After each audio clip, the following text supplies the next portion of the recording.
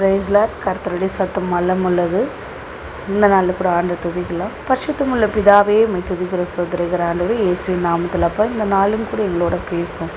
ஆமென். இந்த நாள் வார்த்தை ஆண்டவர் கொடுக்குற வார்த்தை பார்த்தீங்கன்னா ரூத் 3ஆம் அதிகாரத்தில் 11வது வசனத்தில் ஆண்டு இப்படி சொல்லியிருக்கிறார்.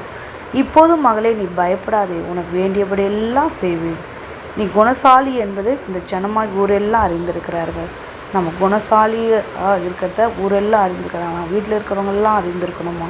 அப்போ நம்ம குணத்தை பார்த்து ஆண்டு உனக்கு வேண்டியதெல்லாம் நான் தரேன்னு ஆண்டு சொல்லார். அதுபோல் தான் நீதிமொழிகள் புத்தகத்தில் கூட நிறைய குணசாலிகளை பற்றி ஆண்டு சொல்லியிருக்கிறார். அப்போ நம்மளுடைய குணத்தை பார்த்து ஆண்டு ஆசீர்வதிக்கிறவர். ஜெபம் பண்ணலாம். பரிசுத்தமுள்ள பிதாவே உம்மை துதிக்கிறோம், ஸ்தோத்திரிக்கிறோம் ஆண்டவரே.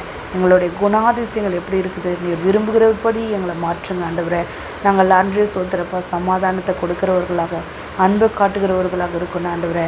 அப்போ எரிஞ்சு விழுகிறவர்களாக, கோபப்படுகிறவர்களாக இராதபடிக்கு உமக்கு பிரியமாக வாழ எங்களுக்கு குணத்தை, நல்ல குணத்தை கட்டளையிடும்படியாக சொல்லிக்கிறப்பா.